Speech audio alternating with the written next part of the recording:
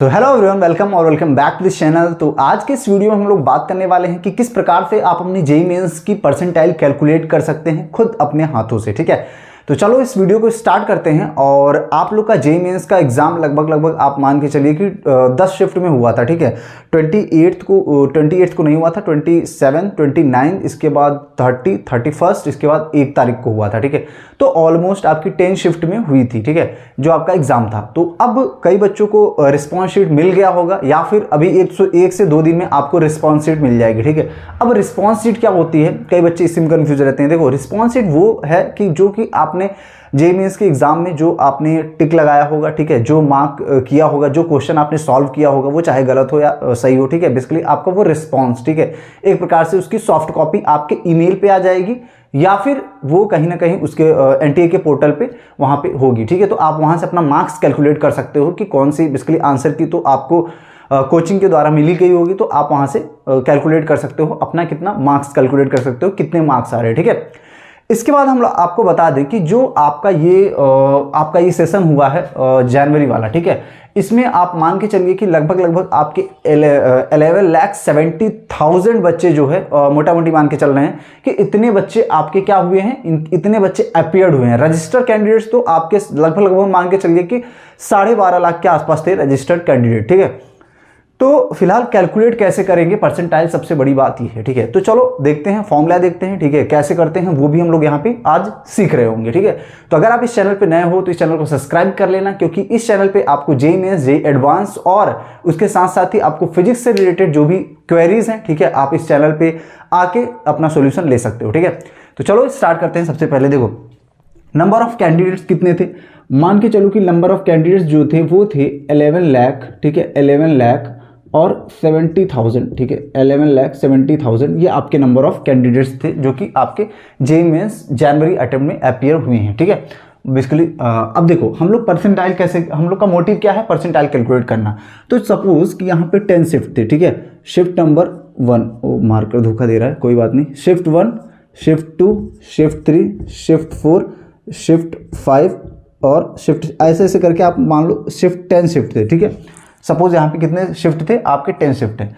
अब देखो ये शिफ्ट 1 है। ठीक है, सपोज यहाँ पे क्या हुआ, यहाँ पे जो टॉपर रहेगा, मान लो उसकी टॉपर की जो मार्क्स थे वो कितने थे, सपोज उसका मार्क्स 270 था। ठीक है, यहाँ पे कितना था, सपोज टॉपर का मार्क्स जो कि 100 परसेंटाइल पाया था, ठीक है, उसका मार्क्स कितना था आपका, सपोज उसका मार्क्स 280 था। ठीक है, सपोज इस वाले शिफ्ट में, शिफ्ट 3 में 290 था। ठीक है, सपोज यहाँ पे 250 था। ठीक है, तो इस प्रकार से यहाँ पे मान लो कि ये 100 परसेंटाइल वाले बच्चे हैं, ये इनकी परसेंटाइल कितनी आई है, ये 100 परसेंटाइल।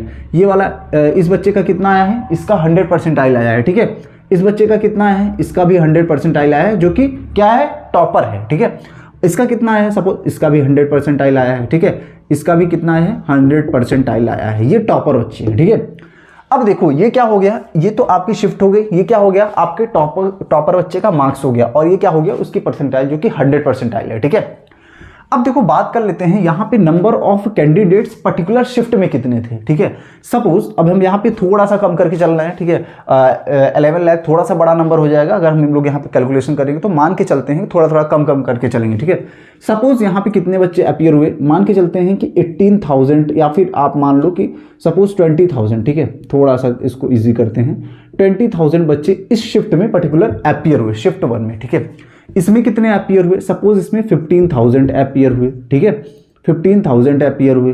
ठीक है, तो ये कितने हो गए, 15,000। ठीक है, अब इस वाले शिफ्ट में मान लेते हैं कितने हुए, 10,000 हुए। ठीक है, 10,000 हुए। ठीक है, यहां तक कोई दिक्कत, अगर यहां तक कोई दिक्कत है तो बताओ। ठीक है, और अपने मार्क्स आप कमेंट कर देना। ठीक है, मैं वहां से भी परसेंटाइल, अगर आप डिफिकल्टी आ रही है तो मैं वहां से निकाल के आपको बता दूंगा। ठीक है, अब देखो मान लो इस शिफ्ट में कितने हो गए, इस शिफ्ट में मान लेते हैं आपके 22,000 हो गए। ठीक है, 22,000 बच्चे आ गए। ठीक है, ऐसे ही आप शिफ्ट 5 में भी मान लो। ठीक है, सपोज यहाँ पे कितना हो गया, 240 हाईएस्ट मार्क्स हो गया, मार्कर काम नहीं कर रहा है, इंक लगता है खत्म हो गई, ठीक, कोई बात नहीं। तो यहाँ पे क्या है, 100 परसेंटाइल। ठीक है, आपको दिख तो रहा होगा। ठीक है, अब यहाँ बात कर लेते हैं, यहाँ सपोज 11,000 ही बच्चे केवल दिए हैं। ठीक है, ठीक है, तो ये क्या हो गया, इतना आपको समझ में आ गया क्या है ये नंबर ऑफ स्टूडेंट्स आपके पर्टिकुलर शिफ्ट में। ये सारी चीजें ना ये आपको एनटीए निकालेगा, ये एनटीए रिलीज करेगा, ठीक है। ये तो कर चुका है लेकिन ये भी रिलीज करता है एनटीए, ठीक है। तो उस टाइम आप कैलकुलेट कर सकते हो। तो देखो ये चीज हो गई। अब देखो अब क्या करोगे, फॉर्मूला क्या है, फॉर्मूला क्या है, देखो आपको करना क्या है, ये है आपके शिफ्ट, ये क्या है नंबर, ये आपका मार्क्स है किसके, टॉपर्स के, ठीक है, जिनकी 100 परसेंटाइल आई है, ठीक है ये।